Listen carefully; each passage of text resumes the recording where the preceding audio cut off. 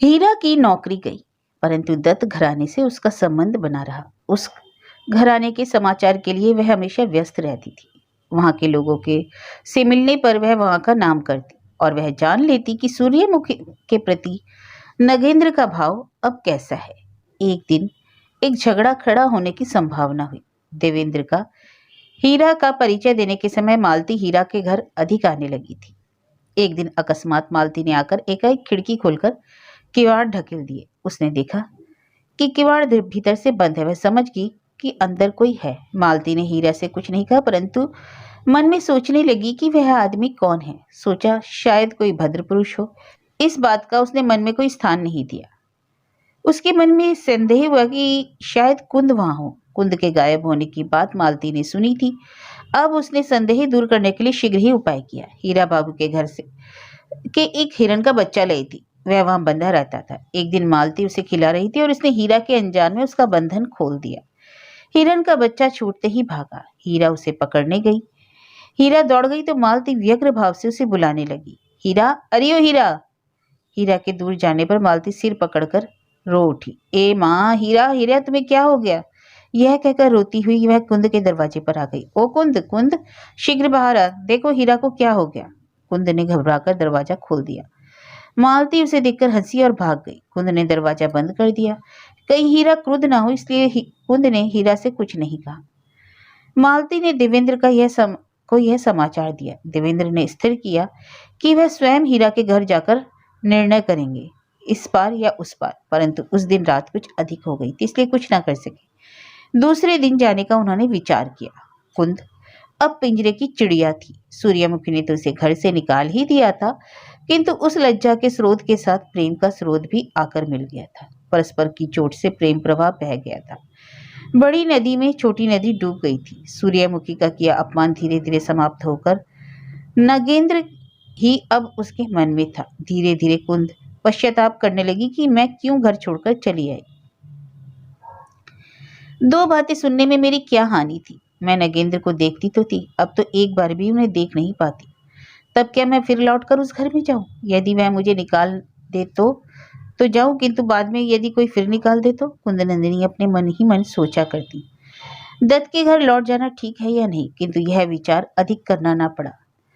2-4 दिन में ही उसने स्थिर किया कि जाना ही उचित है, नहीं तो अब प्राण न बचेंगे। अब विचार यही रह गया कि जाने से सूर्यमुखी फिर निकाल देगी या नहीं। अंत में कुंद ने यही विचार किया कि सूर्यमुखी निकाल दे या जो करे, जाना ही ठीक है। परंतु क्या वह फिर उस आंगन में जाकर खड़ी होगी? अकेली वहां जाते बड़ी लज्जा जान पड़ती थी। यदि हीरा अपने साथ ले जाए तो हो सकता है, परंतु हीरा से कहने में लज्जा जान पड़ी। उससे वह कह न सकी। कुंद का हृदय नगेंद्र का ना देखना सह ना पाया। एक दिन कुंद शैया से उठी। उस समय से हीरा सोई हुई थी। वह चुपचाप दरवाजा खोलकर बाहर निकली। बहुत ही शीतल मंद वायु बह रही थी। स्पष्ट दिखाई देने वाली वृक्षों की चोटियों पर नीला आकाश छा रहा था। कुंद रात का अनुमान कर दत्त के घर की ओर चली। जाने का यही अभिप्राय था कि वह एक बार नगेंद्र को देख पाए। सोचा छिप कर उन्हें आने में क्या हानि है, परंतु छिपकर देखेगी कैसे? कुंद ने सोच विचार कर यही स्थिर किया कि रात रहते दत्त के घर के पास इधर उधर घूमेगी। किसी प्रकार नगेंद्र की खिड़की में या मकान में या राह किनारे से देख पाएंगे। वह सवेरे उठते हैं, कुंद उन्हें देख सकेंगे। उन्हें देखकर फिर लौट आएगी। कुंद रात्रि के अंत में नगेंद्र के घर की ओर चली। महल के पास पहुंचकर उसने देखा कि अभी सवेरा होने में कुछ देर थी। कुंद ने राह पर देखा नगेंद्र नहीं थे। छत पर देखा नगेंद्र नहीं थे। उसने सोचा वह झाड़ के नीचे बैठ जाए। झाड़ छितराया हुआ था। झाड़ के नीचे अंधकार था। एक झाड़ के फल और पत्ते पानी में टपके पड़े। उसके सिर के ऊपर वृक्ष पत्ती झड़ रहे थे। महल का दरवाजा खोलने और बंद करने की आवाज सुनाई दी। अंत में उषा के आगमन से हवा चलने लगी। कुंद को का भरोसा छूटने लगा। अब वह झाड़ के नीचे बैठी नहीं रह सकती। सवेरा हुआ तो कोई देख लेगा। वह लौट जाने को उठी। महल में से सटा एक बाग था। नगेंद्र सवेरे उठकर वहां घूमा करते थे। शायद वह इस समय वहां टहल रहे हों। उस स्थान को देखे बिना कुंद लौट नहीं सकी। वह बाग 4 दीवारी से घिरा था। दरवाजे की खिड़की खुली थी या बंद, यह देखने के लिए कुंद उस ओर गई। उसने देखा दरवाजा खुला था। कुंद में उसमें प्रवेश किया। वह बाग के किनारे किनारे धीरे धीरे आकर एक मौलछिरी के पेड़ के नीचे खड़ी हो गई। बाग के बीच में संगमरमर का बना एक चबूतरा था। उस पर चढ़ी हुई एक तरह तरह की लताएं थी। उसके किनारे मिट्टी से लगी लताओं की डालियां थी। कुंद नंदिनी ने मौलछिरी की ओर से बाग की ओर दृष्टि फेरी, परंतु नगेंद्र दिखाई नहीं दिए। उसने लता मंडप की ओर देखा कि वहां पे कोई चौकी पे सोया हुआ था। कुंद नंदिनी ने समझा वह नगेंद्र है। देखने के लिए वे धीरे धीरे वृक्षों की ओट करके आगे बढ़ी। उसी समय लता मंडप के भीतर का मनुष्य उठकर बाहर निकला। कुंद ने देखा कि वह नगेंद्र नहीं, सूर्यमुखी थी। भय से आगे न बढ़ सकी, पीछे भी पैर न रख सकी। उसने देखा सूर्यमुखी बाग में फूल चुनती हुई टहलने लगी। जिधर कुंद छिपी थी उसी और सूर्यमुखी धीरे धीरे बढ़ने लगी। कुंद ने देखा अब तो पकड़ ली गई। अब तो सूर्यमुखी ने कुंद को देख लिया। दूर से न पहचाना। उन्होंने पूछा कौन है? कुंद भय से चुप रही, पैर हिले नहीं। सूर्यमुखी समीप आ गई। उसने विस्मय के साथ कहा कौन है? कुंद है क्या? कुंद ने तब भी उत्तर ना दिया। सूर्यमुखी ने कुंद का हाथ पकड़कर कहा कुंद आओ बहन, अब मैं तुमसे कुछ ना कहूंगी। और यह कहकर सूर्यमुखी कुंद को अंतःपुर ले गई। उधर रात्रि में देवेंद्र अकेले वेश बदलकर शराब पीकर कुंद नंदिनी की खोज में हीरा के घर पहुंचे। उन्होंने वहां खोज कर देखा, परंतु कुंद वहां नहीं थी। हीरा मुंह पर कपड़ा रखकर हंसने लगी। देवेंद्र ने क्रुद्ध होकर पूछा हंसती क्यों है? तुम्हारा दुख देखकर पिंजरे का पंछी उड़ गया, अब आप उसे नहीं पाएंगे। अंत में हीरा ने कहा सवेरे उसे ना देखकर मैंने बहुत खोजा। खोजते खोजते बाबू के मकान पर गई, अब वहां उसका बड़ा आदर है। देवेंद्र हताश होकर लौट रहे थे, परंतु उनके मन का संदेह ना मिटा। इच्छा थी कि और कुछ देर ठहरकर वह सब बातें समझ कर जाएं। आकाश में एक बादल देकर बोले शायद पानी आएगा, फिर इधर उधर फिरने लगे। हीरा की इच्छा थी कि देवेंद्र तनिक बैठे, परंतु वह स्त्री थी, अकेली रहती थी और फिर रात का समय था, इसलिए बैठने को कह न सकी। देवेंद्र बोला तुम्हारे घर में छाता है? हीरा के घर में छाता नहीं था। देवेंद्र बोला तुम्हारे यहाँ कुछ देर बैठकर पानी की हालत देख सकता हूँ, कोई दोष तो नहीं? हीरा जो दोष था वह तो आपके मेरे घर आने से ही पूरा हो गया, तो अब क्या बचा? तब मैं बैठ सकता हूँ। हीरा ने कोई उत्तर नहीं दिया। देवेंद्र वहीं बैठ गए। तब हीरा ने चौकी पर साफ सा बिस्तर बिछाकर देवेंद्र को बैठाया और संदूक से एक छोटी चांदी का हुक्का निकाला। उसने अपने हाथ से हुक्के में ठंडा पानी डाला, मीठा कड़वा तंबाकू भरकर पत्ते की नल बना दी। देवेंद्र जेब से शराब की बोतल निकालकर बिना पानी मिलाए ही पी गए और तब रंगीन होकर देखा कि हीरा की आंखें तो बहुत सुंदर थी। वास्तव में उसकी आंखें ही बहुत सुंदर थी। देवेंद्र बोले तुम्हारी आंखें बहुत अच्छी हैं। हीरा मुस्कुराई। देवेंद्र ने देखा एक किनारे एक तानपुरा पड़ा था। देवेंद्र तानपुरा लेकर बैठ गए। देवेंद्र बोले यह तानपुरा कहाँ से पाया? एक सिपाही से लिया था। देवेंद्र ने उसका तार ठीक करके उसे बजाया, उससे गला मिलाकर मधुर स्वर में मधुर पर गाना गाया। हीरा अपने को भूल गई। वह यह भूल गई कि वह हीरा थी और वह देवेंद्र। वह मन में सोच रही थी कि वह स्वामी है और वह उसकी पत्नी। वह मन ही मन सोच रही थी कि विधाता ने दोनों को एक दूसरे के लिए बनाया है। हीरा के मन की बात मुंह से प्रकट हो गई। देवेंद्र ने हीरा के मुंह से सुना कि हीरा ने देवेंद्र को मन ही मन आत्मसमर्पण कर दिया है। बात प्रकट हो जाने पर हीरा को चैतन्य हो उसका सिर चकरा गया। तब उसने पागलों की तरह घबरा कर कहा आप शीघ्र मेरे घर से चले जाए। यह क्या हीरा, आप शीघ्र चले जाइए, नहीं तो मैं चली जाती। अरे तो तुम मुझे घर से क्यों निकालती हो? आप जाइए, नहीं तो मैं लोगों को बुलाती हूँ कि आप मेरा सत्यानाश करने यहाँ क्यों आए हैं? हीरा पागल हो गई। अच्छा हीरा, इसी को कहते हैं स्त्री चरित्र? स्त्री चरित्र नहीं, स्त्री चरित्र बुरा नहीं, तुम जैसे पुरुषों का चरित्र घृणित है। तुम लोगों में धर्म ज्ञान नहीं है, किसी की भलाई बुराई को समझ नहीं पाते, तुम केवल अपना ही सुख ढूंढते हो। तुम इसी चेष्टा में रहते हुए कि कैसे किसी स्त्री का सर्वनाश कर सको, नहीं तो तुम मेरे घर में क्यों बैठते? क्या तुम मेरा सर्वनाश करने आए हो? क्या तुमने मुझे कुलटा समझा? तुम किस साहस से यहाँ बैठे? मैं कुलटा नहीं हूँ, हम दुखी लोग हैं, मेहनत करके खाते हैं। देवेंद्र की भौहें थन गई। यह देखकर हीरा प्रसन्न हुई। वह सिर झुकाकर देवेंद्र की ओर देखकर कोमल स्वर में बोली प्रभु, मैं आपके रूप गुण को देखकर पागल हो गई थी, परंतु मुझे कुलटा ना समझिए, मैं आपको देखने से ही सुखी हूँ। आपने मेरे घर पे बैठना चाहा, मैंने मना नहीं किया, परंतु मैं अबला स्त्री हूँ। मेरे मना ना कर सकने पर भी क्या आपका बैठना उचित था? आपने इसी बहाने घर में प्रवेश कर मेरे सर्वनाश की चेष्टा की। अब आप यहाँ से जा सकते हैं। देवेंद्र ने एक और घूंट शराब पीकर कहा अच्छा हीरा, तुमने अच्छा व्याख्यान दिया। तुम एक दिन मेरे ब्रह्म समाज में व्याख्यान दोगी क्या? हीरा क्रोध से कातर होकर बोली, मैं आपके उपहास के योग्य नहीं। यदि कोई अधर्म आपसे प्रेम करे तो उसके प्रेम का तमाशा करना अच्छा नहीं। मैं धार्मिक नहीं, धर्म नहीं समझती, धर्म में मेरा मन भी नहीं, फिर भी मैं कुलटा नहीं हूँ। मैं कुलटा ना होने की बात जो कही मैंने कही, उसका कारण यह था कि अपने मन में मेरी प्रतिज्ञा है कि आपके प्रेम के लोभ में पड़कर मैं कलंक न लूंगी। यदि आप मुझसे जरा भी प्रेम करते हो तो यह प्रतिज्ञा ना करती। मुझ में धर्म ज्ञान नहीं, मैं आपके प्रेम की तुलना में कलंक को तुच्छ समझती, परंतु जब आप प्रेम नहीं करते तो मैं व्यर्थ में कलंक क्यों लूं, किस लोभ में लूं। देवेंद्र ने हीरा के मुंह से 3-4 प्रकार की बातें सुनी। उन्होंने उसके मन की अवस्था समझ ली। उन्होंने मन में सोचा, मैं तुम्हें पहचान गया, अब मैं तुम्हें उंगली पर नचा सकता हूँ। जिस दिन चाहूंगा उसी दिन आकर तुम्हारा द्वारा कार्य सिद्ध कर लूंगा। यही समझकर वह चले गए। उन्होंने हीरा का संपूर्ण परिचय अभी तक नहीं पाया था। दोपहर का समय था। श्री बाबू ऑफिस से के लिए निकले। सब लोग भोजन के बाद सो रहे थे। कमल मणि सुई लेकर कारपेट सी रही थी। उसके सिर के बाल छितराए हुए थे। उसी समय एक दासी ने एक पत्र लाकर कमल के हाथ में दिया। कमल ने देखा सूर्यमुखी का पत्र था। खोलकर पत्र पढ़ा और फिर पढ़ा, फिर पढ़कर दुखी होकर चुप रह गई। पत्र में लिखा था, बहन, तुम कलकत्ते जाने के बाद हम लोगों को भूल गई हो क्या? क्या तुम नहीं जानती कि तुम्हारे समाचार के लिए मैं सदा व्यग्र रहती हूँ? तुमने कुंद नंदिनी के विषय में पूछा था, वह मिल गई है। यह सुनकर तुमको सुख होगा। इसके अतिरिक्त और भी एक प्रसन्नता की बात है। कुंद के साथ मेरे पति देवता का विवाह होगा और यह विवाह मैं स्वयं करवाऊंगी। विधवा विवाह जब शास्त्र संगत है तो हानि क्या है? 2-1 दिन में विवाह होगा। तुम सम्मिलित ना होती तो निमंत्रण देती। यदि हो सके तो फूल सज्जा के समय आना, क्योंकि तुम्हें देखने की बड़ी इच्छा है। कमलमणि पत्र का अर्थ कुछ समझ ना सकी। कमल ने पत्र श्रीचंद्र को दिखाया। श्रीचंद्र की समझ में भी कुछ ना आया। उन्होंने बोला कि मैं क्या नगेंद्र को इसके लिए पत्र लिखूं, क्या कहती हो? कमलमणि राजी हुई। श्रीचंद्र ने व्यंग के साथ पत्र लिखा। नगेंद्र ने जो पत्र का उत्तर दिया वह इस प्रकार था, भाई, मुझसे घृणा न करना या घृणा करो, तुम्हारी बात है। घृणास्पद में अवश्य घृणा करनी ही चाहिए। मैं यह विवाह करूंगा। यदि सारा संसार मेरा त्याग करे तब भी मैं यह विवाह करूंगा, नहीं तो पागल हो जाऊंगा।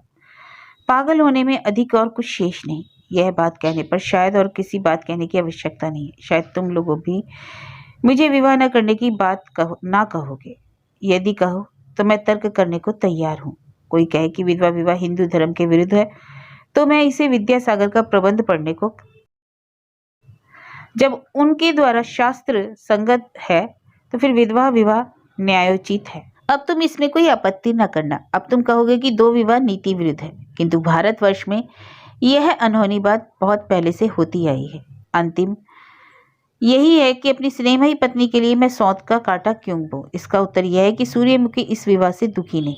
उन्होंने यह विवाह का प्रसंग उठाया है, उन्होंने ही मुझे इसके लिए प्रवृत्त किया है। जब उसे कोई आपत्ति नहीं है तब मुझे क्यों? फिर किस लिए मेरा यह विवाह निंदनीय है? कमलमणि पत्र पढ़कर बोली, किस कारण से निंदनीय है? यह कैसा भ्रम है, पुरुष शायद नहीं समझते। जो हो, आप तैयारी करें, हम लोगों को अब गोविंदपुर जाना होगा।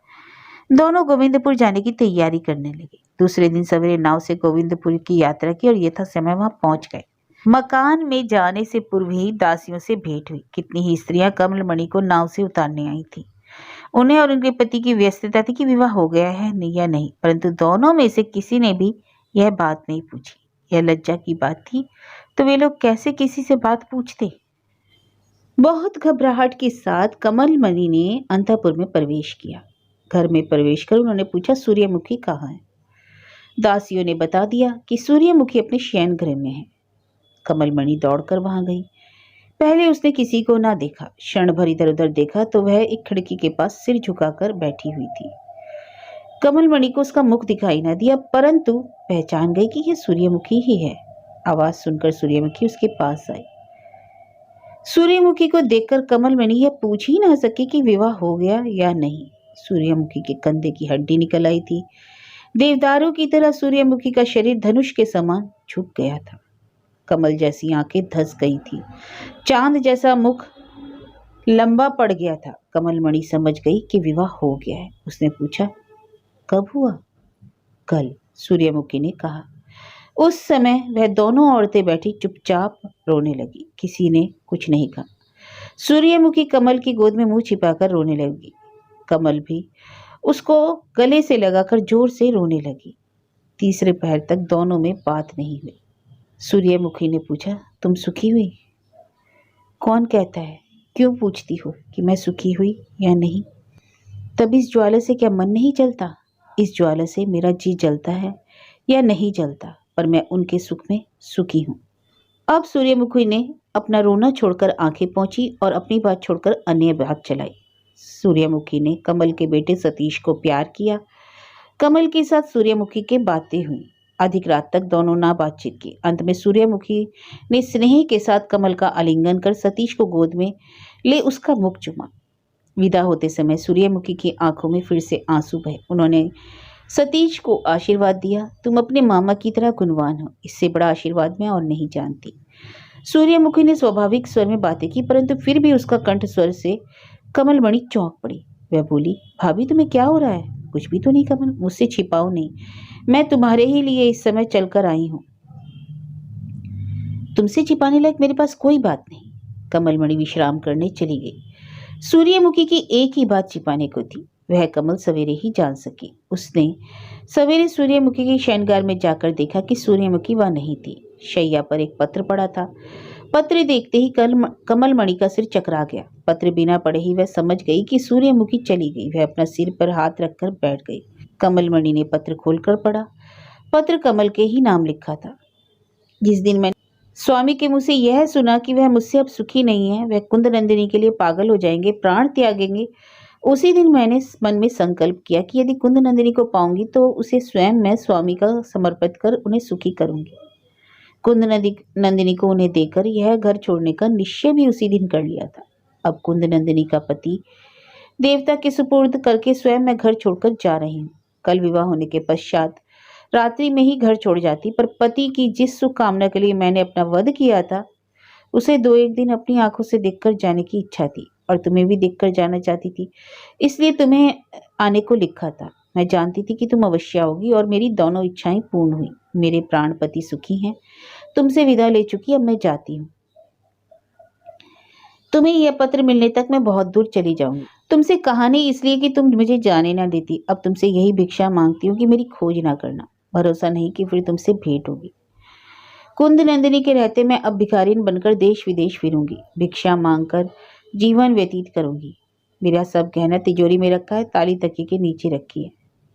गहने पति देवता को देकर कहना उसे कुंद को दे देंगे। तुम मेरा और एक काम करना, मेरे पति के चरणों में मेरा प्रणाम कहना। मैंने उन्हें पत्र लिखने की बहुत चेष्टा की, परंतु लिख ना सकी।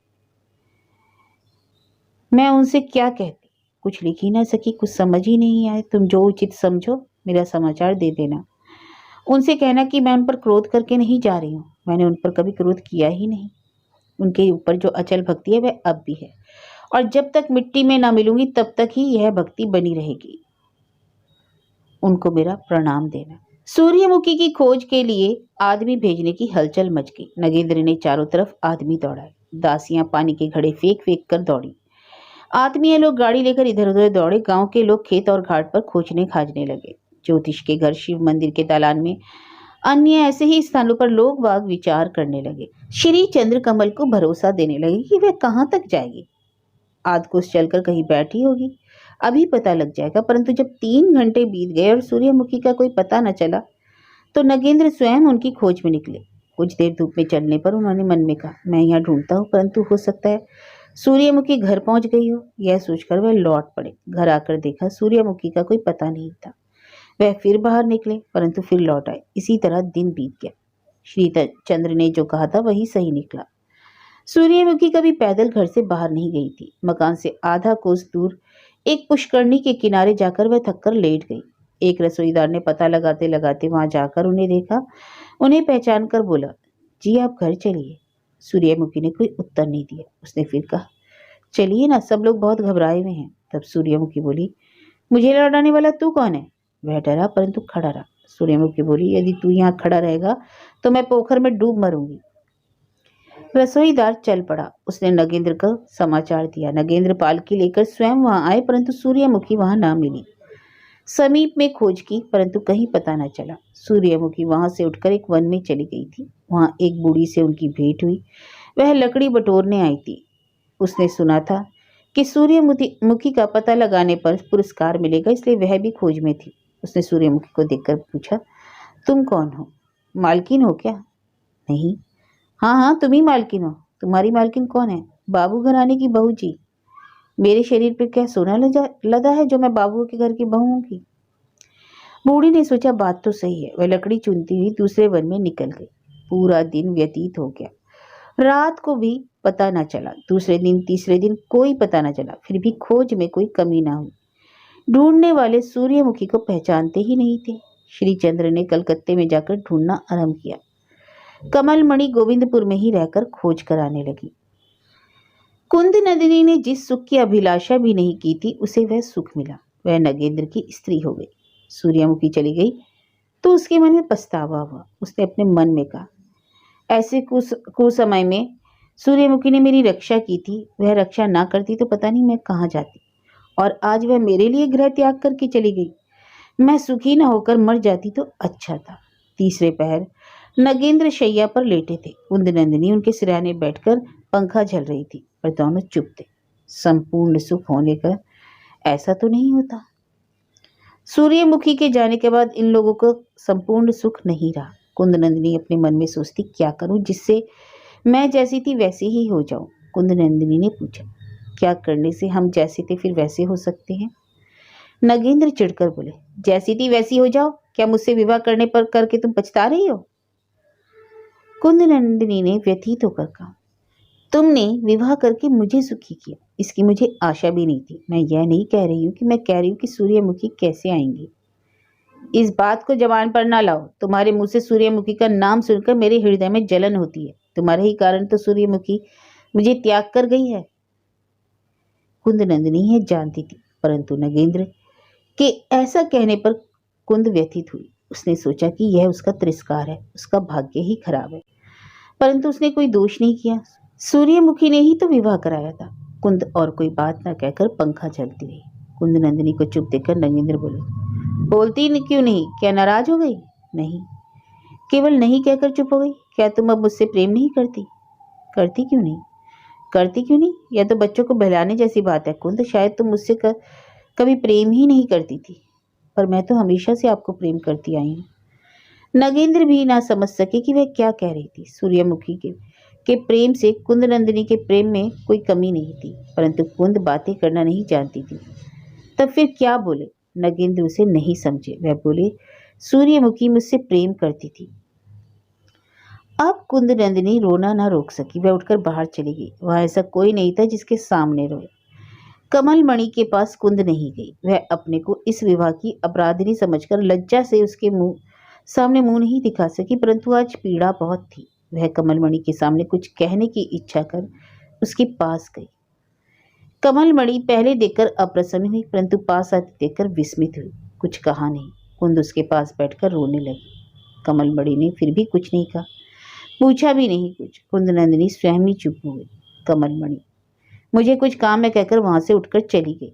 कुंद नंदिनी ने देखा कि सब सुखों की कोई ना कोई सीमा होती है। नगेंद्र ने इस घटना के विषय में अपने मित्र हरदेव घोषाल को सविस्तार पत्र लिखा। उसके उत्तर में उनका पत्र आया। तुमने लिखा है कि तुमने जितने काम किए हैं उसमें कुंद नंदिनी से विवाह सबसे भ्रांति मूलक रहा। इसे मैं स्वीकार करता हूँ। तुमने यह काम करके सूर्यमुखी को खो दिया। सूर्यमुखी को पत्नी के रूप में पाना तुम्हारे सौभाग्य की बात थी। कुंद नंदिनी अपने किसी गुण से भी सूर्यमुखी के स्थान की पूर्ति नहीं कर सकती। फिर तुमने कुंद को उनके स्थान पर क्यों बैठाया? एक भ्रांति को लेकर अब चेतना लौटी है। कुंभकर्ण की नींद मरण के लिए खुली थी। क्या अब सूर्यमुखी को तुम पाओगे? तुमने क्या कुंद नंदिनी से विवाह किया? क्या तुम उसे प्रेम करते थे? प्रेम तो करते ही थे। उसके लिए तुम पागल हो रहे थे, तुम्हारे प्राण निकल रहे थे। तुम्हें कोई 15 दिन हुए उससे विवाह किया। क्या तुम अब भी सच कहोगे क्योंकि उससे प्रेम करते हो? सूर्यमुखी कहाँ गई? सोचा था कि बहुत सी बातें लिखूंगा, किंतु आज आगे ना लिख सका। बड़ा कष्ट हो रहा है। मैं तुम्हारे मन की दशा समझ सकता हूँ। तुम कुंद नंदिनी को प्रेम करते थे, आज भी करते हो, परंतु यह ठीक है कि वह आंखों का प्रेम था, पर किंतु सूर्यमुखी के साथ तुम्हारा हृदय का प्रेम था। वह कुंद नंदिनी की छाया से ढक गया था और सूर्यमुखी को खोकर तुम उसे समझे। जब तक सूर्य प्रकाशित रहता है हम उसकी किरण से संतप्त होते रहते हैं। बादल भले लगते हैं परंतु सूर्य के अस्त होने पर सूर्य के महत्व का ज्ञात होता है। बिना सूर्य के संसार अंधकार पूर्ण है। तुमने भयानक भूल की है, परंतु मैं इसके लिए तुम्हारा तिरस्कार न करूंगा। तुम जिस भ्रम में थे उसका दूर होना बहुत कठिन है। मन के दो भावों के लोभ को प्रेम कहते हैं। जिस अवस्था में दूसरे के सुख के लिए हम अपने सुख को त्यागने को उद्यत हो जाते हैं उसे प्रेम कहते हैं। अन्यथा सब लोग हैं। रूपवती से रूपवती की लालसा प्रेम नहीं, भूखे का अन्न के प्रति आकर्षक प्रेम नहीं, कामातुर का रूपवती के प्रति आकर्षण भी उसी तरह प्रेम नहीं। सूर्यमुखी के प्रति तुम्हारा पति प्रेम तुम्हारी आंखों से अदृश्य हो गया था, इसलिए मैं तुम्हारा तिरस्कार न करूंगा। मैं तुम्हें यही राय दूंगा कि जो कुछ शेष है उसी पर अब संतोष करो। तुम निराश ना होना, सूर्यमुखी अवश्य आएंगी, क्योंकि तुम्हें बिना देखे वह रह नहीं सकेगी और जब तक नहीं आती है तब तक तुम कुंद नंदिनी से स्नेह करो। तुम्हारे पत्र से जहां तक समझा हूं वह भी गुणी है। मोह दूर होने पर स्थायी प्रेम का संचार होगा। यह होने पर तुम उसे लेकर सुखी हो सकोगे। यदि सूर्यमुखी से फिर भेंट ना हो तो उसे भूल भी सकोगे। प्रेम का कभी अनादर न करना, क्योंकि प्रेम ही मनुष्य का एकमात्र सुख है। नगेंद्र ने हरदेव घोषाल के पत्र का उत्तर दिया। तुम्हारा पत्र पाया। मानसिक कलेश के कारण उत्तर देने में विलंब हुआ। तुम्हारी ही सलाह सत्य है, परंतु मैं घर में मन को स्थिर नहीं कर सकता। सूर्यमुखी मुझे छोड़कर चली गई, उसका कोई समाचार नहीं मिला। वह जिस ओर गई मैंने भी उसी ओर जाने का निश्चय किया है। मैं भी गृह त्याग करूंगा, देश देश उसे खोजता फिरूंगा। उसको पाऊंगा, घर लेकर आऊंगा, नहीं तो अब ना आऊंगा। कुंद नंदिनी को लेकर अब इस घर में नहीं रह सकता। वह आंखों का कांटा बन गई है। उसका दोष नहीं, दोष मेरा ही है, परंतु मैं उसका मुंह नहीं देख सकता। वह रोती है, मैं क्या करूं। मैं चला। शीघ्र ही तुमसे भेंट होगी, तुमसे मिलकर ही कहीं जाऊंगा। नगेंद्र ने जो लिखा वही किया। संपत्ति की देखरेख दीवान पर छोड़कर पर्यटन के लिए निकल पड़े। कमलमणि कलकत्ते चली गई।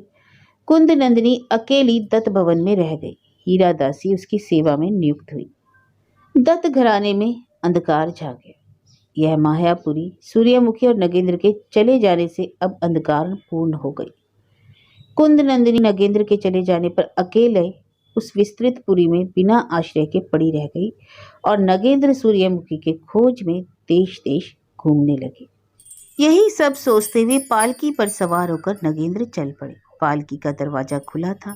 चांदनी रात थी और चांदनी उन्हें कर्कश जान पड़ने लगी। नगेंद्र ने सोचकर देखा, सब कुछ तो उनका अपना ही था। उनकी आयु कुल 33 वर्ष की थी।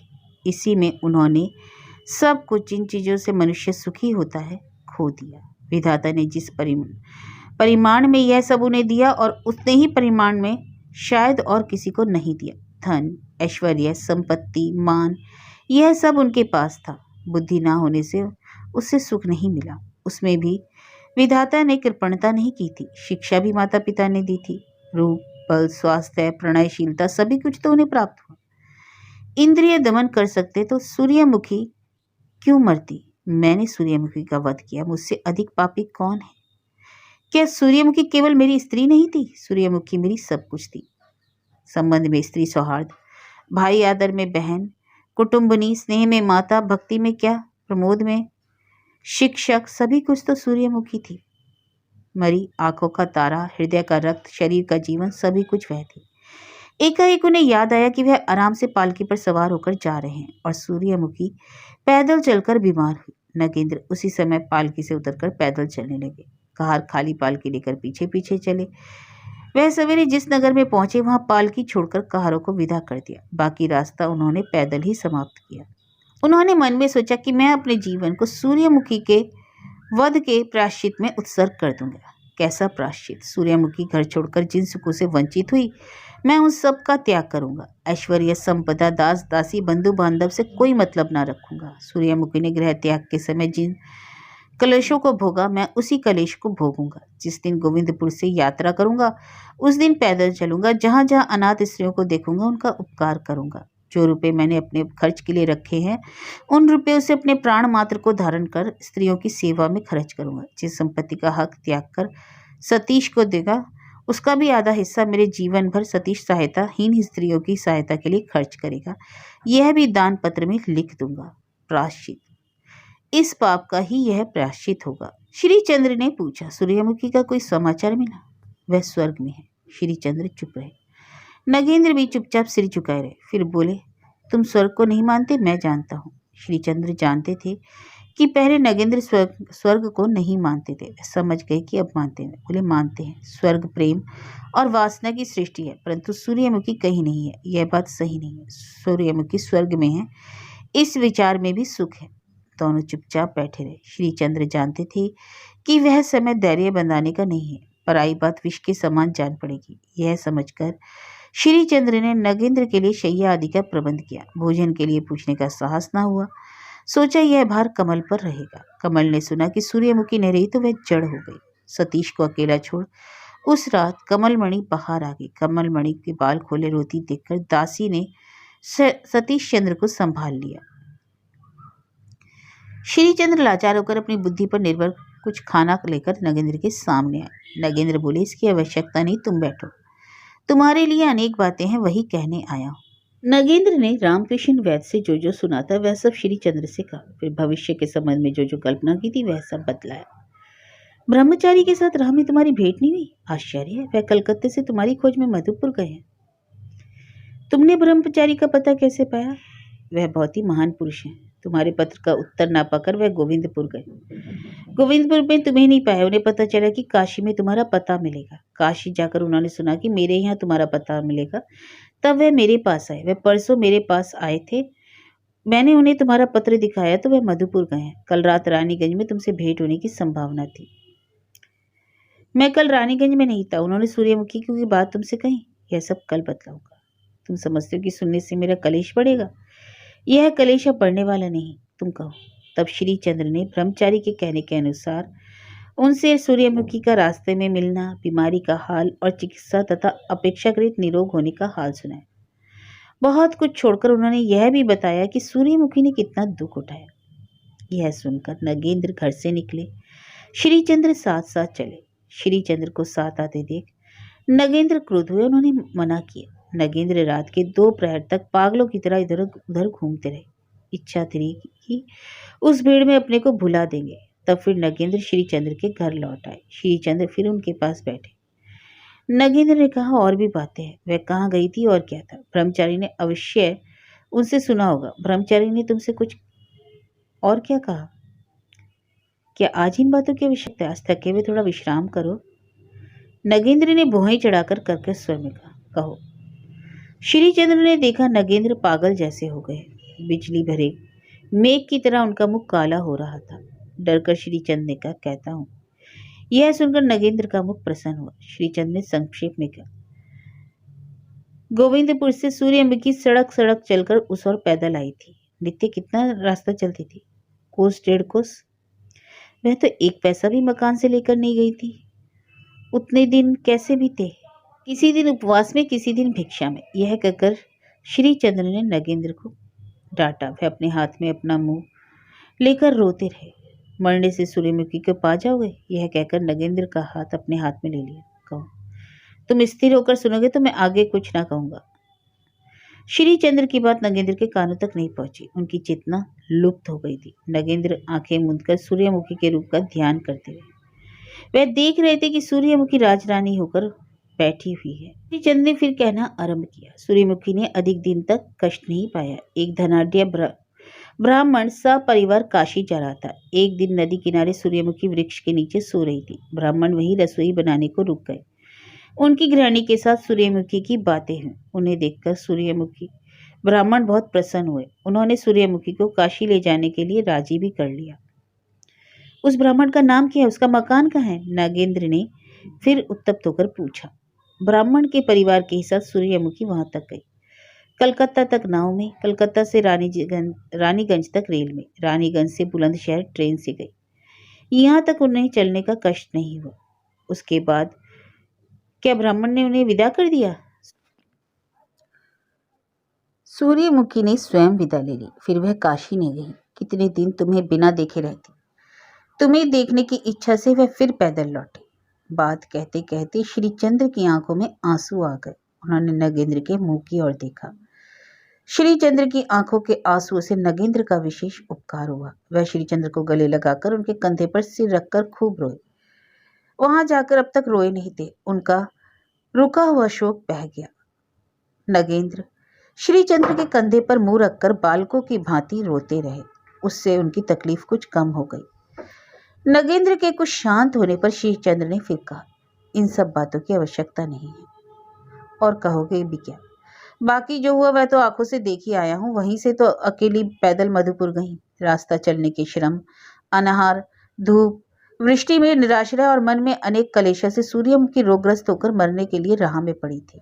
श्रीचंद्र चुप रहे, फिर बोले, भाई अब की व्यर्थ इन सब बातों की चिंता कर रहे हो। तुम्हारा कोई दोष नहीं। तुमने उनकी बिना राय अपने मन से कोई काम नहीं किया जिससे अपना दोष नहीं होता। उसके लिए बुद्धिमान अनुताप नहीं करते। नगेंद्र समझे नहीं। वह जानते थे कि सब दोष उनका ही है। उन्होंने क्या विष वृक्ष के बीज को अपने हृदय से उखाड़कर नहीं फेंका है?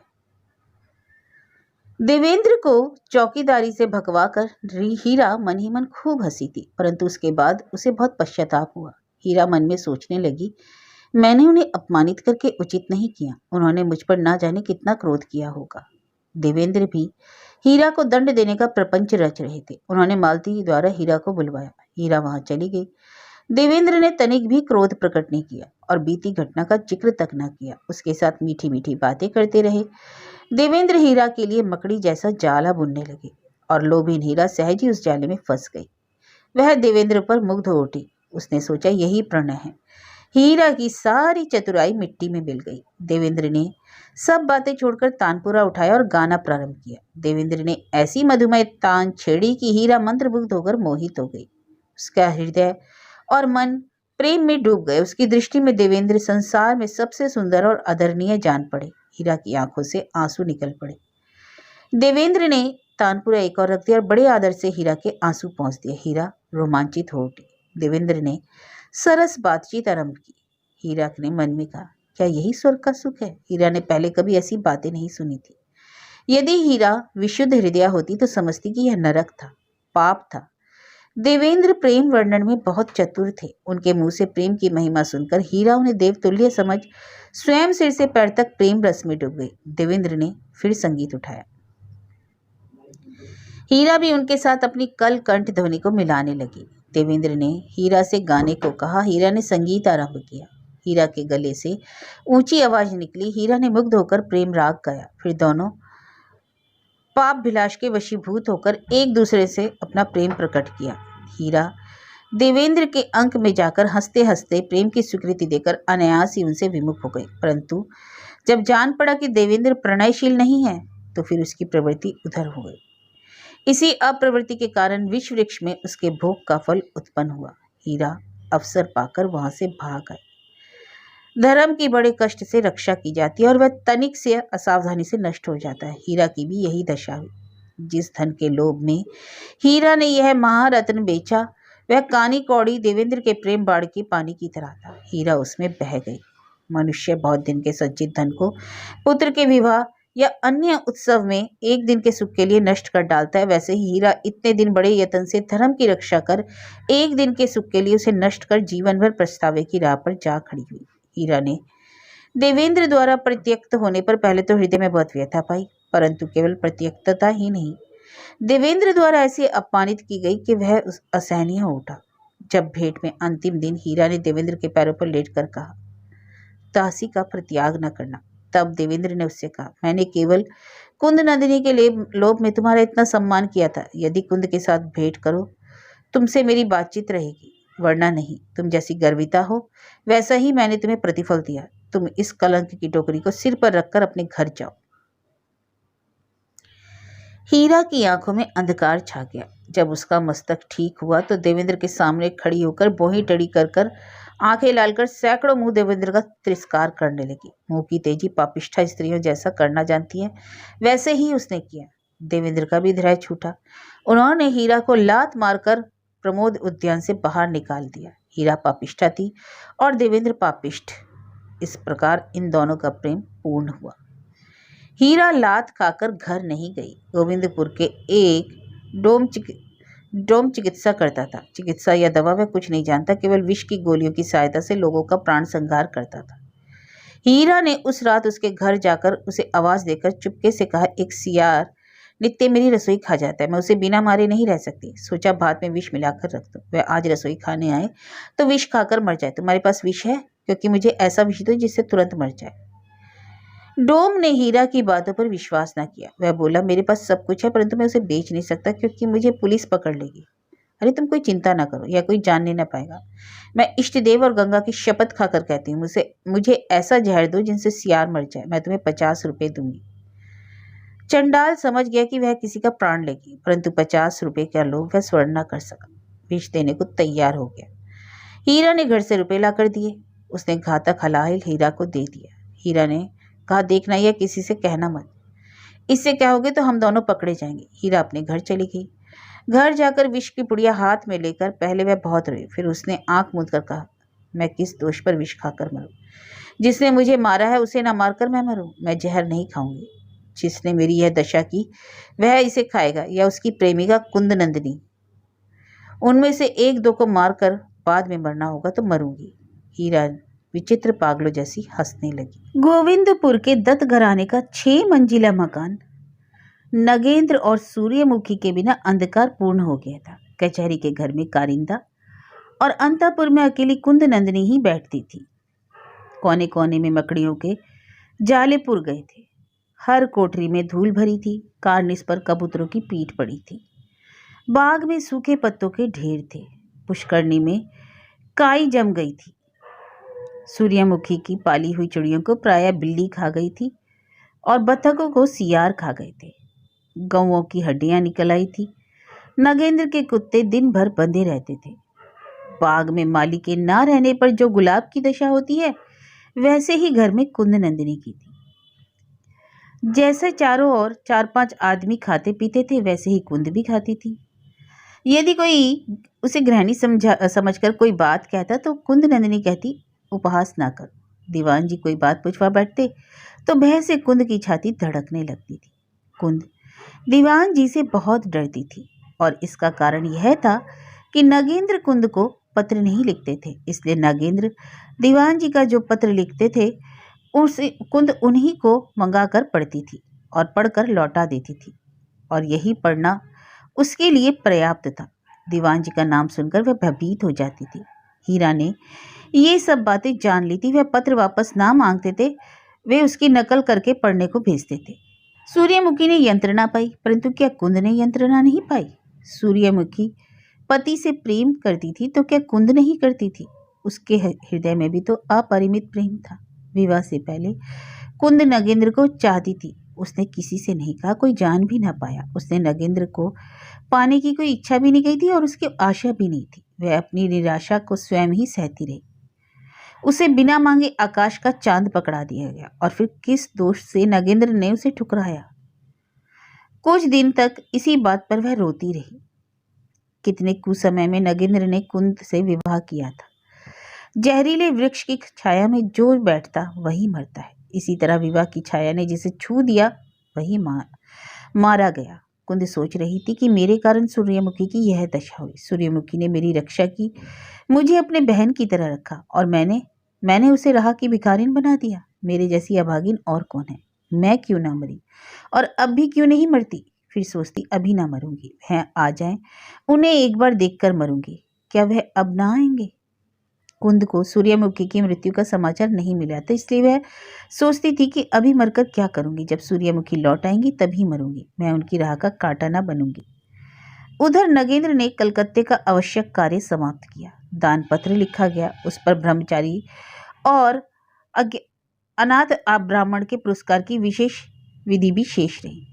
उसकी रजिस्ट्री गोविंदपुर में होगी। वह दान पत्र साथ लेकर नगेंद्र ने गोविंदपुर के लिए प्रस्थान किया। वह श्रीचंद्र को यथोचित सवारी पर चढ़ने का आदेश दे गए। श्रीचंद्र ने दान पत्र की व्यवस्था की और पैदल चलने आदि को मना किया, परंतु असमर्थ रहे। लाचार वह नदी की राह से उनके साथ चले। कमलमणि भी बिना पूछे ही सतीश को साथ लेकर श्रीचंद्र की नाव पर सवार हो गई। कमलमणि के गोविंदपुर आने पर कुंद नंदिनी को लगा कि फिर आकाश में एक तारा निकल आया। जब से सूर्यमुखी गई थी तब से कुंदनंदिनी के ऊपर कमलमणि को बहुत क्रोध था, परंतु इस बार कुंदनंदिनी की दुर्बल मूर्ति देखकर कमलमणि को दुख हुआ। वह अब कुंद को प्रसन्न करने का प्रयत्न करने लगी। नगेंद्र का समाचार प्राप्त कर कुंद का चेहरा खिला। सूर्यमुखी की मृत्यु का समाचार उसे देना पड़ा। यह सुनकर कुंद बहुत रोई। कुंद सौतन के लिए भी रोई। कमलमणि ने कुंद को धैर्य बंधाया। कमलमणि स्वयं भी शांत हो गई। पहले कमल बहुत रोई, परंतु बाद में सोचा रोने से क्या लाभ। मेरे रोने से श्री चंद्र दुखी होते हैं, सतीश भी रोता है। सूर्यमुखी तो मिलेगी नहीं, अब इन लोगों को क्यों रुलाऊं। मैं सूर्यमुखी को कभी ना मिलूंगी, परंतु मेरे हंसने से सतीश हंसे तो क्यों ना हंसूं। यह समझकर कमलमणि ने रोना छोड़कर दिया। कमलमणि श्रीचंद्र से बोली, बैकुंठ की लक्ष्मी बैकुंठ को छोड़ गई। भैया बैकुंठ में आकर क्या करेंगे। श्रीचंद्र बोले, आओ हम सब लोग इस घर को साफ करा दे। श्रीचंद्र ने राज, मजदूर, माली जहां जिसका प्रयोजन था वहां उसे लगा दिया। कमलमणि के उपद्रव से चमगादड़ों में भगदड़ मच गई। दासियां हाथों में झाड़ू ले लेकर कोना कोना साफ करने लगी और शीघ्र ही अट्टालिका फिर साफ सुथरी हो गई। नगेंद्र भी आ पहुंचे। संध्या हो रही थी। जैसे नगेंद्र का संपूर्ण शोक प्रवाह उस समय गंभीर शांति के रूप में परिणत हो गया था। दुख कम नहीं हो गया, ऐधैर्य में कमी होती जा रही थी। उन्होंने स्थिर भाव से पूर्ववासियों से बातचीत की, सबको बुलाकर कुशल पूछा। किसी के आगे उन्होंने सूर्यमुखी की बात नहीं की, परंतु सभी उनके दुख से दुखी थे। पुराना नौकर उन्हें प्रणाम करके जाकर आप ही आप रो दिए। नगेंद्र ने केवल एक व्यक्ति को पीड़ा थी, उन्होंने कुंद से भेंट नहीं की। नगेंद्र की आज्ञा अनुसार सूर्यमुखी के कमरे में उनका बिस्तर लगाया गया। यह सुनकर कमलमणि ने गर्दन झुका ली। रात्रि के समय घर के सब लोगों के सो जाने पर नगेंद्र सूर्यमुखी के शयन घर में गए। वह शयन करने नहीं, रोने के लिए गए थे। सूर्यमुखी का कमरा बहुत मनमोहक था। वह नगेंद्र के सुखों का मंदिर था। उन्होंने बड़े यत्न से बनवाया था। नगेंद्र ने जब कमरे में प्रवेश किया तो आधी रात बीत रही थी। रात बहुत भयानक थी। हल्की वृष्टि हो रही थी, हवा चल रही थी, पानी बरस रहा था। वायु में प्रचंड वेग धारण किए हुए था। घर की खिड़कियां खुली थी, शीशे बज रहे थे। नगेंद्र ने शयन गृह में के द्वार पर को अंदर से बंद कर लिया। हवा का स्वर कुछ कम हुआ। चारपाई के पास आकर द्वार खुला था। उधर से हवा नहीं आ रही थी, इसलिए वह खुला ही रहा। नगेंद्र शयन गृह में जाकर दीर्घ निश्वास छोड़कर बेंच पे बैठे रहे। नगेंद्र की दृष्टि सूर्यमुखी के प्रिय चित्रों पर थी। घर में दीपक जल रहा था। हर तरफ सूर्यमुखी की ही छाप पड़ रही थी। नगेंद्र एक दीर्घ निश्वास छोड़कर शैया पर बैठे। शैया पर बैठते ही पवन आंधी के वेग से चलने लगी। जो दरवाजा शैया के पास था उससे हवा आने लगी, जिसके कारण दीपक बुझ गया। अचानक एक विचित्र बात दिखाई दी। जो द्वार खुला था वहां उनकी दृष्टि गई।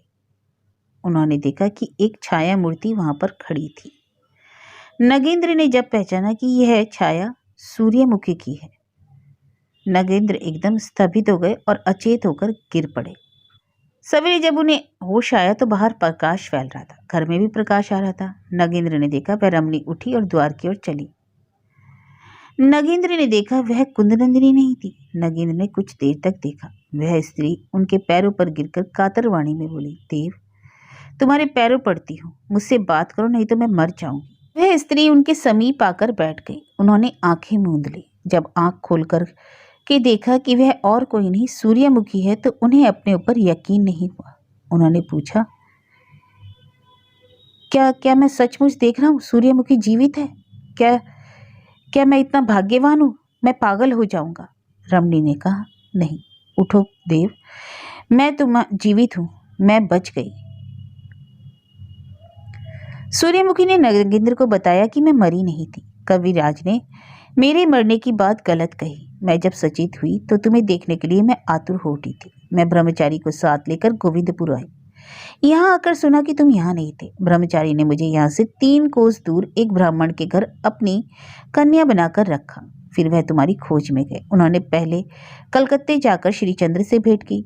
श्रीचंद्र ने बताया कि तुम मधुपुर गए। फिर वह मधुपुर गए। मधुपुर में ज्ञात हुआ कि जिस दिन हम हरिमणि के घर से आए उसी दिन उसकी झोपड़ी में आग लग गई। हरिमणि घर में जल मरी। सवेरे लोग जली हुई स्त्री को पहचान न सके और लोगों ने समझा कि घर की 2 स्त्रियों में से एक भागकर बच गई और एक जल गई, और जो भागी थी वह स्वस्थ थी और जो रोगिणी थी वह भाग न सकी। इस प्रकार उन लोगों ने निश्चय किया कि हरिमणि भाग गई और मैं मर गई। अफवाह गांव भर में फैल गई। रामकृष्ण ने वही सुनकर तुमसे कहा। ब्रह्मचारी ने सुना कि तुम मधुपुर में गए थे और मेरी मृत्यु का समाचार सुन आए थे। वह उसी समय घबराहट के साथ तुम्हारी खोज में चले। कल शाम वह प्रतापपुर पहुंचे। उन्होंने बताया कि तुम 2-1 दिन में यहाँ आओगे। उसी आश्रय से मैं परसों यहाँ आई थी। अब 3 कोस चलने में कष्ट नहीं होता। मैं राह चलना सीख गई। परसों आने की आशा न पाकर लौट गई। आज जब यहाँ पहुंची तो 1 पहर रात थी। देखा कि खिड़की के दरवाजे खुले थे। मैंने घर में प्रवेश किया। किसी ने मुझे नहीं देखा। मैं सीढ़ी के नीचे छिपकर खड़ी हो गई। फिर सबके सो जाने पर सीढ़ी के ऊपर आई। मन में सोचा कि तुम अवश्य इसी कमरे में सोए होंगे। मैंने देखा दरवाजा खुला था। मैंने दरवाजे से झांक कर देखा तो तुम सिर पर हाथ रख के बैठे थे। सोचा तुम्हारे पैरों पड़ूं, परंतु कुछ भय जान पड़ा तुम्हारे सामने। मैंने जो अपराध किया है, क्या उसे क्षमा न करोगे? मैं केवल तुम्हें देखकर ही तप्त हूँ। मैं मिलने आ रही थी, परंतु मुझे देखकर तुम बेहोश हो गए। तब से मैं तुम्हें गोद में लिए बैठी हूँ। मैं नहीं जानती थी कि मेरे भाग्य में यह भी सुख होगा। मैंने सोचा तुम मुझसे प्रेम नहीं करते। तुम मेरे बदन पर हाथ रखकर भी मुझे पहचान नहीं पाए। मैं तो तुम्हारी हवा को भी पहचान सकती हूँ। जिस समय नगेंद्र और सूर्यमुखी इस प्रकार प्रेमपूर्ण बातचीत कर रहे थे, उस समय उस कोठी के दूसरे भाग में प्राण संहारक बातें भी चल रही थी। घर आने पर नगेंद्र ने कुंद से भेंट नहीं की थी। कुंद अपने शयनागार में सारी रात रोती रही। कुंद पछतावा करने लगी कि क्यों मैंने स्वामी के दर्शन की लालसा की। सोचा अब किस सुख की आशा से प्राण रखूं। सारी रात जगने और रोने के पश्चात सवेरे कुंद को नींद आ गई। कुंद ने निद्रा में भयानक स्वप्न देखा। 4 वर्ष पूर्व पिता के मरने के समय जिस ज्योतिमयी मूर्ति को अपनी माता का रूप धारण किए देखा था, वही निकट खड़ी थी। उस समय वह चंद्रमंडल मध्यवर्तिनी नहीं थी, बल्कि बादल से धीरे धीरे नीचे उतर रही थी। चारों ओर अंधकार था। अंधकार में एक मनुष्य मूर्ति थी। उसके दांत बिजली जैसे चमक रहे थे। कुंद ने भयभीत होकर देखा, वह हंसता हुआ चेहरा हीरा का था और माता की कांति गंभीर थी। माता ने कहा, कुंद, उस समय तूने मेरी बात नहीं सुनी, मेरे साथ नहीं चली। अब तू बहुत भोग चुकी। कुंद रोने लगी। उसके नेत्रों से आंसू बहने लगे। माता बोली, मैंने तुझसे कहा था ना कि मैं एक बार फिर आऊंगी, इसलिए आज आई हूँ। यदि तेरी सुख से तृप्ति हो गई हो तो तू मेरे साथ चल। कुंद रोकर बोली, माँ मुझे साथ ले चलो, मैं यहाँ नहीं रह सकती, मैं नहीं रहना चाहती यहाँ। माता प्रसन्न होकर बोली, तब चलो, मैं तुम्हें लेने ही तो आई हूँ इस समय। यह कहकर वह तेजोमयी मूर्ति लुप्त हो गई। जागृत होने पर कुंद ने प्रभु से भिक्षा मांगी। हे प्रभु, मेरा स्वप्न सफल करो। प्रातःकाल हीरा कुंद के पास आई। उसने देखा वह रो रही थी। कमलमणि के आने पर हीरा कुंद के सामने विनीत हो गई। नगेंद्र के आने का समाचार पाकर हीरा कुंद की बहुत अधिक आज्ञाकारिणी बन गई थी। कुंद हीरा के कपट को ना समझ सकी। कुंद ने हीरा को पहले ही जैसा विश्वास नहीं समझा। हीरा ने पूछा, तुम रोती क्यों हो? कुंद कुछ बोली नहीं। वह हीरा की ओर देखती रही। कुंद की आंखें सूजी हुई थी। ये क्या सारी रात रोती रही? क्या बाबू यहाँ नहीं आए? वह फिर भी मौन रही। अचानक फिर बड़े वेग से रोने लगी। हीरा ने मलिन मुख से पूछा, तुमसे क्या बातचीत की? तुमसे स्पष्ट बताना चाहिए। कोई बात नहीं की, कुंद ने उत्तर दिया। हीरा विस्मित हुई। ये कैसी बात है? इतने दिनों बाद भेंट हुई, फिर भी नहीं कुछ कहा। मुझसे भेंट ही तो नहीं हुई, यह कहकर कुंद फिर रोने लगी। हीरा बहुत प्रसन्न हुई। वह हंसकर बोली, इस पर रोना क्या? अगर भेंट नहीं हुई तो तुम इतनी रोती क्यों हो? बड़ा दुख है। और दुख वह कह ना सकी। हीरा बोली, मेरी तरह यदि तुम्हें सहना पड़े तो तुम आत्महत्या कर लोगी। आत्महत्या? कुंद नंदिनी के कानों पर गहरी चोट लगी। वह कांप कर उठी। रात में उसने कई बार इस बारे में सोचा था। हीरा बोली, तुमसे अपने दुख की बात कहती हूँ, सुनो। मैं भी एक आदमी से को प्राणों से अधिक चाहती थी। वह मेरा पति नहीं, मैंने पाप किया था। ये बातें कुंद ने नहीं सुनी। उसके कानों में एक ही शब्द गूंजता रहा। कोई कह रहा था, क्या तू आत्मघातिनी हो सकेगी? यह कष्ट सहन करना अच्छा है या मरना? हीरा बोली, वह मेरा पति नहीं, परंतु मैं उसे लाख पतियों से भी अधिक प्रेम करती थी। मैं जानती थी कि वह मुझसे प्रेम नहीं करता और एक पापिष्ठा से प्रेम करता है। यह कहकर हीरा ने नीची दृष्टि से कुंद की ओर देखा। फिर बोली, मैं यह जानकर उसकी ओर पड़ी, परंतु एक दिन हम दोनों दुर्बुद्धि हो। इस प्रकार हीरा ने संक्षेप में कुंद के सामने अपनी व्यथा स्पष्ट की। उसने किसी का नाम नहीं बताया। अंत में बोली, फिर पूछो मैंने क्या किया? क्या किया? मैं चंडाल कविराज के यहाँ गई। उसके पास ऐसे विष है जिनके खाते ही आदमी मर जाता है। फिर मैंने मरने के लिए विष खरीदा, परंतु मैं किसी के लिए प्राण क्यों दूं? मैंने विष को डिबिया में बंद करके रख दिया। यह कहकर हीरा ने वह डिबिया कुंद के सामने रखकर कहा, यही है वह डिबिया।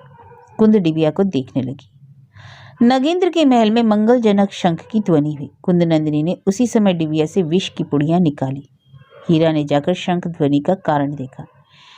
एक बड़े कमरे में के अंदर घर की सभी स्त्रियां थी। वे किसी को घेरे हुई थी। हीरा ने स्त्रियों के बीच जाकर देखा। देखकर विस्मय से पागल हो उठी।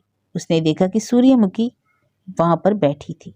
कौशल्या आदि उनके बाल को संवार रही थी। कोई उनका शरीर पहुंच रहा था कि कोई उनको जेवर पहना रही थी। सूर्यमुखी सबसे मीठी मीठी बातें कर रही थी। गालों में स्नेह के आंसू ढुलक रहे थे। सूर्यमुखी तो मर गई थी, फिर क्या घर से आ गई? यह देख उसको विश्वास नहीं हुआ। हीरा ने अस्फुट स्वर में कहा, यह कौन है? आवाज कौशल्या के कानों में पहुंची। कौशल्या बोली, क्या पहचानती नहीं? मेरे घर की लक्ष्मी और तुम्हारी यम। अब तक वह हीरा के डर से चोर की तरह रहती थी। सिर आदि गुद जाने पर सूर्यमुखी ने कमल के कान में कहा, चलो अब कुंद को देखाएं। उसने मेरा कोई दोष नहीं किया, उस पर मेरा क्रोध भी नहीं। वह अब मेरी छोटी बहन है। कमल और सूर्यमुखी कुंद से मिलने गई। उन्हें बहुत देर लगी। अंत में कमलमणि भयभीत कुंद की कोठरी से ना निकली और उसने घबराहट में नगेंद्र को बुलाया। नगेंद्र को वह कुंद की कोठरी में ले गई। नगेंद्र के द्वार पर सूर्यमुखी से भेंट हुई। सूर्यमुखी रो रही थी। नगेंद्र ने पूछा, क्या हुआ? सर्वनाश। मैंने अब जाना कि मेरे भाग्य में सुख नहीं है। सुख होता तो सर्वनाश ही क्यों होता? क्यों, क्या हुआ? कुंद को मैंने सियानी किया। वह मेरी छोटी बहन थी। मैं आई की बहन के समान उसे प्यार करूंगी, पर सब में धूल पड़ गई। कुंद ने जहर खा लिया। वह कैसे? तुम उसके पास रहो, मैं डॉक्टर को बुलाती हूँ। यह कहकर सूर्यमुखी बाहर निकली और नगेंद्र अकेले कुंद नंदिनी के पास गए। उन्होंने देखा कुंद नंदिनी के चेहरे पर कालीमा छा गई। उसका बदन शिथिल पड़ गया। नगेंद्र को समीप खड़े देखकर कुंद टूटी लता के समान उनके पैरों पर गिर पड़ी। नगेंद्र गदगद स्वर में बोले, यह क्या कुंद, तुम किस दोष में मुझे छोड़कर जा रही हो? कुंद नगेंद्र के सामने नहीं बोलती थी। आज उसने कहा, तुमने किस दोष से मेरा त्याग किया? नगेंद्र के पास कोई उत्तर नहीं था। वह केवल सिर झुकाए खड़े रहे। कुंद पास बैठकर फिर बोली, कल यदि तुम इसी प्रकार कुंद कहकर बुलाते, मेरे पास एक बार आते तो मैं ना मरती। क्या मैं मरना चाहती थी? नगेंद्र अपने घुटने पर सिर रखकर मौन बैठे रहे। कुंद फिर बोली, तुम इस तरह चुप ना हो। यदि मैं तुम्हारे हंसते हुए चेहरे को देखकर न मर सकी तो मेरे मन में सुख ना होगा। नगेंद्र कातर वाणी में बोले, तुमने ऐसा काम क्यों किया? तुमने एक बार मुझे बुलवाया क्यों नहीं?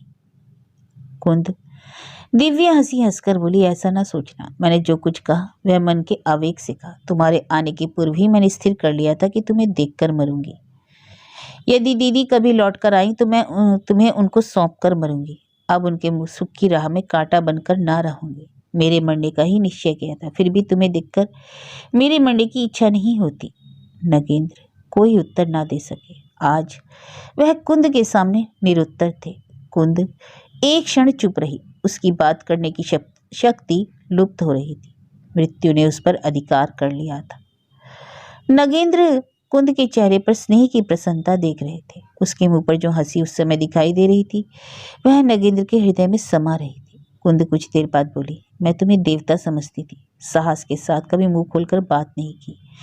मेरा शोक नहीं मिटा, मेरा मुंह सूख रहा है, जुबान ऐंठ रही है। यह कहकर नगेंद्र की जांघ पर सिर रखकर आंखें मूंदकर चुप हो गई। डॉक्टर आया। देखकर दवा नहीं दी, अब भरोसा नहीं कहकर मुंह लटका दिया। कुंद ने सूर्यमुखी और कमलमणि को देखना चाहा। कुंद ने दोनों के पैरों की धूली ली। वे दोनों उच्च स्वर में रो पड़ी। कुंद ने स्वामी के पैरों पर मुंह छिपा लिया। उसे चुप देखकर दोनों फिर रो उठी। कुंद फिर कुछ ना बोली। कुसुम मुरझा गया।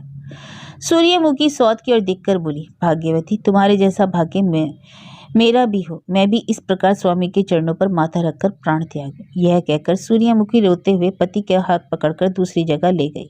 बाद में कुंद को नदी में विसर्जन किया। कुंद नंदिनी की मृत्यु के बाद सभी ने जानना चाहा कि कुंद नंदिनी ने जहर कहाँ पाया। सबका संदेह हीरा पर हुआ, किंतु हीरा को वहां न देख नगेंद्र ने उसे बुलवाया, परंतु हीरा से भेंट नहीं हुई। कुंद नंदिनी की मृत्यु के समय से ही हीरा लापता हो गई। हीरा को फिर किसी ने वहां नहीं देखा। गोविंदपुर से हीरा का नाम लुप्त हो गया। 1 वर्ष पश्चात वह एक बार देवेंद्र को मिली थी। देवेंद्र का बोया विष वृक्ष फला। वह बहुत बुरे रोग से ग्रस्त हुए। शराब न छोड़ने के कारण रोग असाध्य हो गया। देवेंद्र मृत्यु शैया पर पड़े थे। कुंदनंदिनी की मृत्यु के 1 वर्ष पश्चात देवेंद्र का मृत्यु काल आ गया। मरने से 2-4 दिन पूर्व उनके द्वार पर बड़ा शोर हुआ। देवेंद्र ने पूछा, यह सब क्या है? नौकर बोला, एक पगली आपको देखना चाहती है। देवेंद्र बोले, उसे आने दो। पगली घर में आई। देवेंद्र ने देखा, वह बहुत ही दीन स्त्री थी। उसका उन्माद का लक्षण समझ में न आया। वह गरीब भिखारिणी थी। आयु अधिक नहीं थी उसकी, परंतु दशा बहुत बुरी थी। भिखारिणी देवेंद्र को तीव्र दृष्टि से देखने लगी। देवेंद्र समझ गई कि वह कोई पगली थी। पगली बोली, मुझे पहचानते नहीं? मैं हूं हीरा। देवेंद्र ने उसे पहचाना। वह चौंक कर बोले, तुम्हारी यह दशा किसने की? हीरा होठ काटती हुई देवेंद्र को मारने दौड़ी, परंतु फिर स्थिर होकर बोली, मुझसे पूछते हो किसने मेरी दुर्दशा की? मेरी यह दुर्दशा तुमने किया, पहचानते भी नहीं। एक दिन इसी घर में मेरे पैर पकड़कर तुमने कुछ कहा था, फिर तुमने मुझे लात मारकर यहाँ से निकाल दिया। मैं उसी दिन पागल हो गई, विष खाने चली, परंतु सोचा कि वह विष तुम्हें या तुम्हारी कुंद को खिलाऊंगी। अंत में तुम्हारी कुंद को विष खिलाकर अपने मन को शांत किया। उसकी मृत्यु देखकर मेरा रोग बढ़ गया। मैं देश छोड़ गई, तब से भीख मांगकर खाती हूँ। जब अच्छी रहती हूँ तो भीख मांगती हूँ, रोग बढ़ता है तो पेड़ के नीचे पड़ी रहती हूँ। इस समय तुम्हारी मृत्यु देखकर प्रसन्न होकर मैं तुम्हें देखने आई हूँ। मैं तुम्हें आशीर्वाद देती हूँ कि नरक में भी तुम्हें स्थान ना मिले। यह कहकर वह जोर से हंसी। देवेंद्र डर कर शैया पर दूसरी ओर फिर गए। वह नाचती हुई घर से बाहर निकल गई। हीरा कुछ देर बाग में नाचती रही। वह फिर लौटकर देवेंद्र के पास आई। देवेंद्र रो रहे थे। हीरा उन्हें देखकर हंस पड़ी। वह बोली, पगले अब क्यों रोता है? मेरी तरह हंस तू भी, जैसे तूने सबका सर्वनाश किया और मैं सबका सर्वनाश करके हंस रही हूँ, वैसे तू भी अपनी प्रेमिका कुंदनंदिनी का सर्वनाश करके हंस। देवेंद्र ने क्रोध नहीं किया। वे दीन वाणी से बोले, हीरा, कुंद के प्राण तूने नहीं, नगेंद्र ने लिए हैं। फिर भी कुंद ने नगेंद्र की जांघ पर सिर रखकर प्राण त्यागा। हीरा बड़े ध्यान से सुन रही थी। देवेंद्र बोले, हीरा, मैं मर रहा हूँ, यह सच है, परंतु मेरे मरने का भी कारण तू नहीं। मैं उसी विष वृक्ष का फल खाकर मर रहा हूँ जिसे मैंने स्वयं बोया था, परंतु तेरी यह दशा मेरे कारण हुई। मैंने तेरे प्राण लिए। मैं उतना ही बड़ा पापी हूँ जितना नगेंद्र। यदि तू सचमुच मुझसे प्रेम करती है तो क्या तू मुझे अपनी जांघ पर सिर रखकर मरने देगी? हीरा चुपचाप देवेंद्र के पलंग पर जा बैठी। उसने देवेंद्र का सिर अपनी जांघ पर रखकर उसके नेत्रों में झांका। देवेंद्र का हृदय आह्लाद से भर उठा, परंतु उसे संभालने की शक्ति अब उसमें नहीं थी। उसका श्वास उखड़ गया और प्राणांत हो गया। हीरा एक क्षण देवेंद्र के शव को अपनी जांघ पर टिकाए मुस्कुराती रही। फिर उसने अपने फटे चिथड़े की एक गांठ खोली, उसमें से कुछ निकालकर अपने मुंह में रख लिया। कुछ देर पश्चात देवेंद्र के नौकर ने अंदर जाकर देखा तो पलंग पर 2 शव पड़े थे, एक देवेंद्र का, दूसरा हीरा का।